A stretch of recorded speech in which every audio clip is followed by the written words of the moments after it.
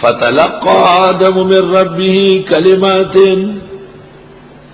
پس سیکھ لیے آدم علیہ السلام نے رب سے چند کلمے، فتاب علیہ، پس اللہ نے ان کی توبہ قبول کی، انہ هو التواب الرحیم، بے شک وہ خوب توبہ قبول کرنے والے رحم والے۔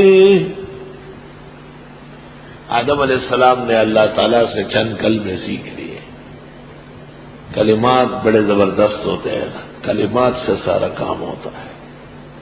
لا الہ الا اللہ بھی ایک کلمہ ہے جو 200 سال و 100 سال کے کافر کو دھو لیتا ہے۔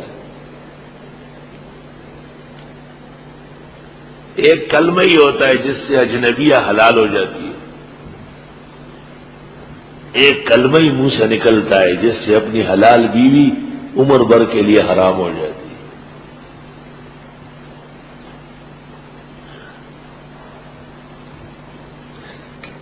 موطا امام مالک صفحہ 723،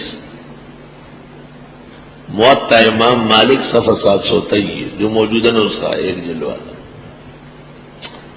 کعب احبار کہتے ہیں کلمات اقولہن صباحا و مساء، کچھ کلمے ہیں جو میں صبح و شام پڑھتا ہوں۔ لو لم اقلہن لجعلتنی الیہود حمارا، اگر میں یہ نہ پڑھتا تو یہود سحر اور جادو کے زور سے مجھ سے گدھا بنا لیتے۔ سحر اور جادو کے ذریعے ایک انسان سے گدھا بن سکتا ہے، جیسے گدھے کا دماغ نہیں ہوتا، عقل نہیں ہوتی، انسان ہوگا لیکن بے عقل ہوگا۔ جیسے گدھے میں شرم و حیا نہیں ہے، اس طرح انسان ہوگا لیکن بے حیا ہوگا۔ یہ آ جاتے ہیں جی ہمارے اوپر اثرات ہے۔ ایک آدمی نے کہا کہ آپ کے بہت جس نے اثرات کیا اس کو گلے سے نہیں پکڑا۔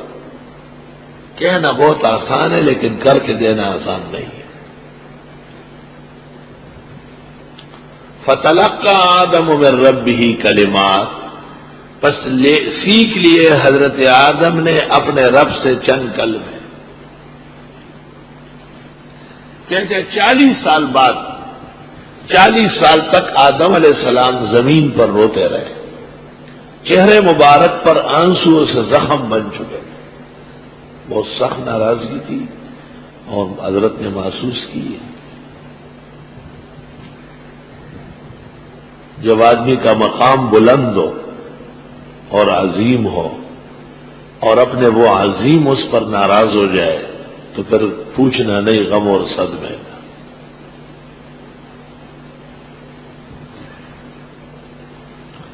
یہ کلمات کون سے تھے؟ مشہور تو یہ ہے کہ ربنا ظلمنا انفسنا وان لم تغفر لنا وترحمنا لنکونن من الخاسرین، یا رب انی ظلمت نفسی، ابن مسعود کہتے ہیں۔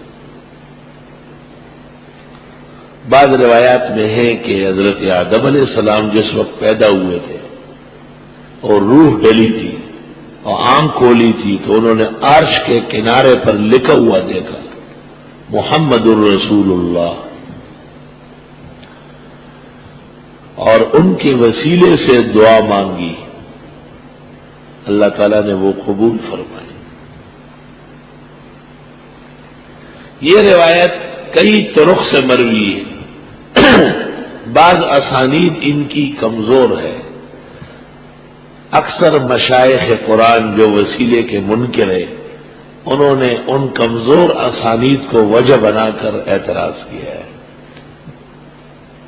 لیکن نسائی کی حدیث میں یہ ہے اور وہ بالکل بخاری کی شرطوں کی روایت، علی شرط الشیخین ہے۔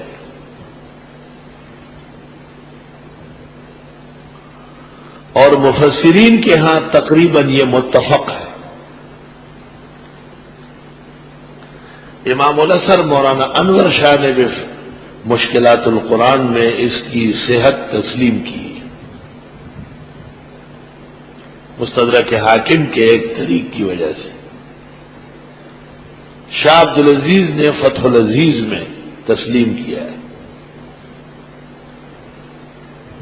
آلوسی نے روح المعانی میں لکھا ہے کہ چونکہ قرآن کریم میں حضرت عیسیٰ کو کلمہ کہا ہے، کلمہ، وَكَلِمَتُهُ أَلْقَاهَا إِلَىٰ مَرْيَمَ، تو ہمارے پیغمبر کے لیے کلمات کا لفظ زیادہ مناسب ہے۔